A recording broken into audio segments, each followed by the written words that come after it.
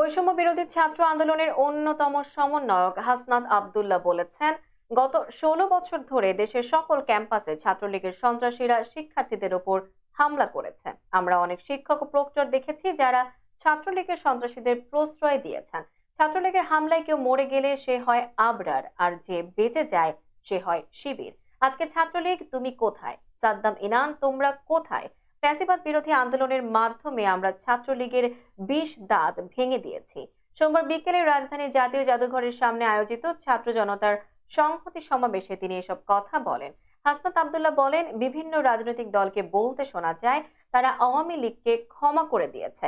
আমরা বলতে চাই, গত ১৬ বছরে আওয়ামী লীগ যেসব অপরাধ করেছে, মানুষের গলা চেপে ধরেছে, আইন আদালতকে নিজের মতো বানিয়েছে, মানুষের ভোটাধিকার কেড়ে নিয়েছে, গণরুম গেস্ট রুমকে কনসেন্ট্রেশন ক্যাম্প বানিয়ে শিক্ষার্থীদের নির্যাতন করেছে, আগামী ১০০ বছর জেল খাটলেও তাদের শাস্তি পূর্ণ হবে না।